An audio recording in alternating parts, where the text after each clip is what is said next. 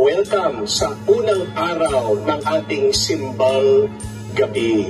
10 araw ito na sunod-sunod bilang paghahanda sa pagsilang ng ating Panginoon, ang tinatawag nating Kapaskuhan.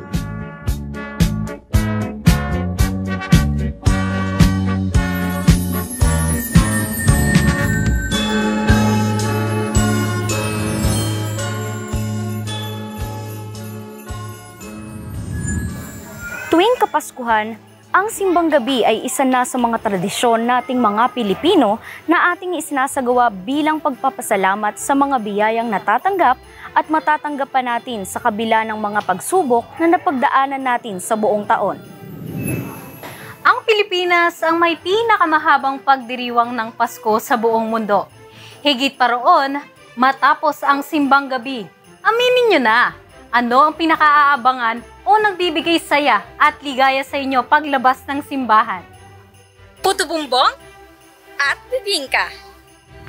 Kaya naman, samahan nyo kaming tangkilikin ang sariling atin.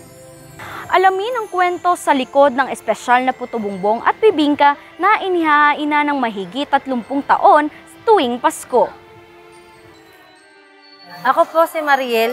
Bili na po kayo dito sa aming store, Sandra's Delicious Puto Bumbongan. Dito nyo po yan makikita sa San Felipe Neri Church, Poblacion, Mandaluyong City. Start ako niyan, mga 7 ako na lagi lang kasama ni Mama. Dati kasi, ang ano namin dyan, tuwing December lang kami nag-i-start ng simbang, kada simbang gabi lang, pagpasok lang ng December 16. Diyan lang kami nag-i-start magtinda ng puto bumbong. Then ang ginawa namin para hindi na kami magtinda sa iba, simula September 2010, September 1, nag-start kami hanggang ngayon. Sumasabay na kami ng pagtitinda sa kanila. Yan, pangalan po ng mother ko yan, yung Sandra's na po yan. Siya po nagtitimpla ng bibingka namin, sariling ingredients niya po yung bibingka. And then sa puto bumbong naman po, father ko lang po may hawak niyan. 30 taon, ganito katagal na mayagpag ang Sandra's Delicious Puto Bumbong at Bibingka. Ayon sa alamat ni Nanay Sandra Arica Cortez, ngayoy edad 51, taong 1993 nang simulan niyang magtayo ng pwesto upang magtinda ng tradisyonal na puto bumbong at bibingka. Ay po yung nagsimula po ng business. Apo. At sa loob ng 3 dekadang paghahain ng Christmas street food, nanalaytay na rin sa kanyang nabuong pamilya ang paggawa at pagtitinda nito. May 5 anak at asawa, buong kaanak ay kasangga sa pagpapalago ng tindahan. Ito nga ba ang sikreto sa kanilang malinamnam na puto bumbong at bibingka? Sa usapang kita, mahina na aniya ang 15 hanggang 20 mil na kita. Dahil kumpiyansa silang naipapalik ang 100% puhunan rito sa ilang araw lamang na pagtitinda. Matuma lamang kung alanganin ang itinatalagang pwesto at malayo sa paningin ng mga mamimili. Mula roon, nalulugi ang tindahan sa pagbili ng mga rikado tulad ng malagkit, tiyog at dahon. Sa puto bumbong naman, ginagamitan siya ng steamer. May steamer siya. And then yung steamer na yun, may tubig yun. And then, hindi naman tumatagal ng 10 minutes yung pagluluto. Mga seconds lang. Pag umusok na siya, ayun, luto na siya. Sa puto bumbong naman po, ang meron po tayo doon, margarine, asukal, may milk din tayong na nilalagay doon. And cheese. Paniguradong takam na kayo, ngunit hindi lang yan.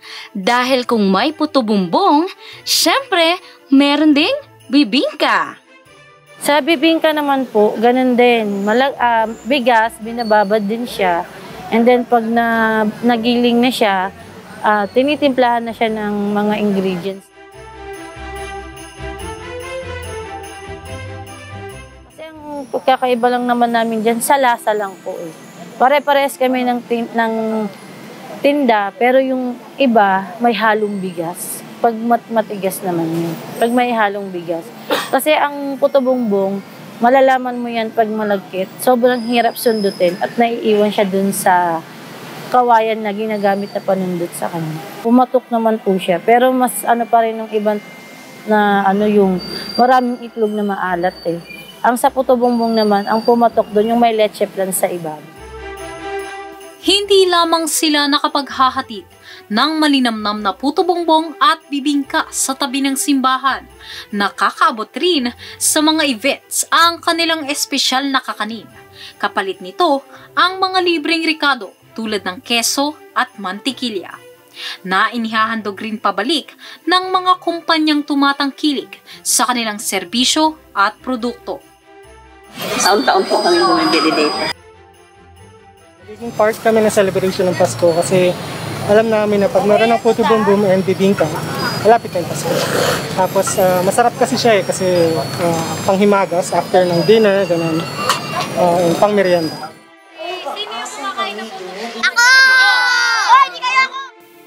Taktak, sundot, budbod, mapabata at matanda, pinakaaasam matikman ang puto bongbong at bibingka tuwing Pasko. Tradisyonal na sapin sa malamig na simoy ng hangin. Panawid gutom para sa lahat. Apoy sa itaas, apoy sa ibaba, salamang keros sa gitna. Naway ang mga pagkaing ito na naghahatid kasiyahan sa bawat isa sa atin sa loob ng maraming taon ay manatiling tradisyon hanggang sa mga susunod pang henerasyon. Para sa akin, dapat tuloy-tuloy lang para ma-maintain natin yung tradisyon ng Pilipino ng pagmalapit ng Pasko and mapasa natin doon sa mga kabataan na nawawala ng tradisyon ng Pasko. Ma-maintain natin. Ako si Kin Amber Balidoy. At ako naman si Faith Villanueva. Mula sa One Media Network, pagbati ng maligayang Pasko.